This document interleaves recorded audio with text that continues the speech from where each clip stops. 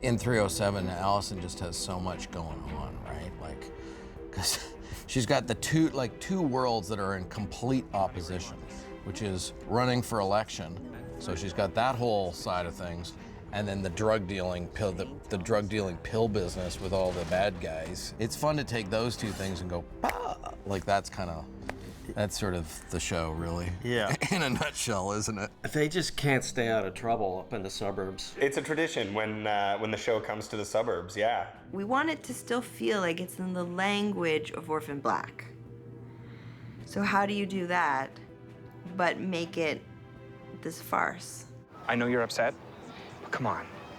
Team Hendrix, down but not out, am I right? Fist me, fist me. Fisty. When you write a scene, you know, with Allison and Donnie in it, for instance, you may only have to write Allison and Donnie twerk in a pile of money. You don't have to put anything else in that scene. They will bring it. Diamonds on my beamer, diamonds on the BMW, never been a scrub. I stopped my shoulder shrug. That was episode 6, though. Yes, it was. Yeah, not episode. So we're talking about episode 7. I know. Yeah, okay. That whole episode was really fun because it was very. It was running around. It was frantic. It was this. Everything was going wrong. It is a bit like it's a mad world there. It's like everything's going on. All the storylines converge in the suburbs, and it never is without excitement. It goes back to episode 106, which was our first one, and it's still one of our favorite episodes. Yeah. Good. We decided, okay, this episode's gonna lean heavier on Allison. She's gonna be the center point, and her world will be the center of it. And as we put it in that world, it's such a fun world, it became a farce. It became that upstairs, downstairs. In season 1, I cut episode 6, the house party. So one thing I find tricky about those episodes are the tone, because I think tonally overall, they are so different than the rest of the seasons. Even though within each episode, we tend to have individual scenes that are funny.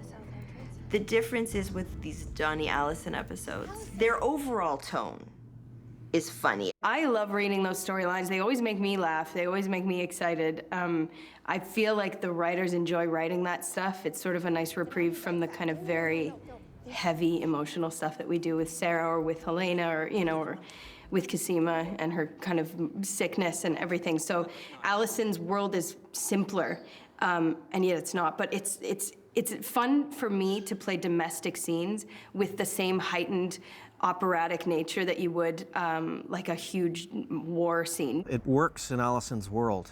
It wouldn't work in Sarah's world. Everything they do is completely insane. And yet at the same time, I feel like I've met people like that before. I mean, not to that degree, but I feel like despite how crazy the situations get and how crazy these personalities are, how big they are, I feel that they're still grounded. Donnie and Allison approach their problems as if they are the world's problems, you know, and so I think that adds that element of like tension and comedic, you know, of stuff there. You kind of love to see them at odds with each other, and even when they are working together like we are in this season, there's always that sniping that goes back and forth. They're kind of like a couple of Bickertons, but they love each other, so it's genuine. Like there's a real relationship there that people can relate to. There just happens to be all this madness going on behind the scenes. I think it's a great marriage. I mean, a really weird, bizarre marriage. I think it's actually the chemistry of Christian and Tatiana. They're just so good together.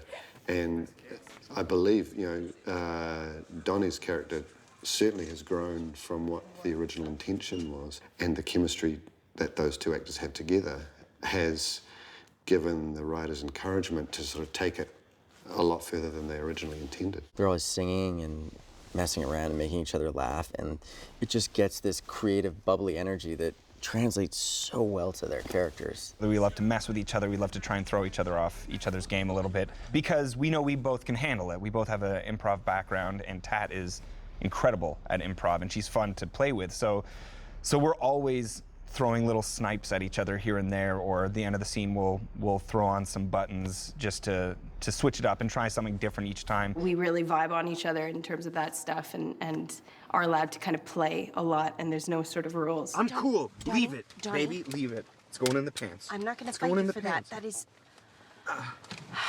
Because I've been on shows where they're like, we don't want to improv, you know?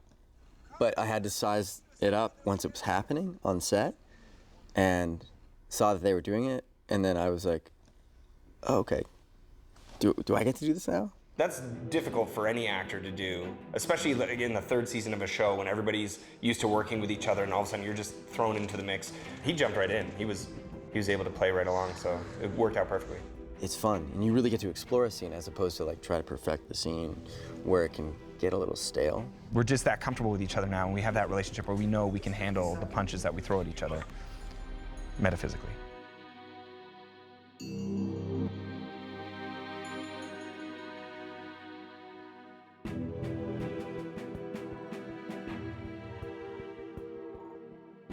I think Allison and Bonnie should get their own spin-off show. But it would be a reality show. It'd be very bizarre. Housewives of Bailey Downs. That's what we'd call it.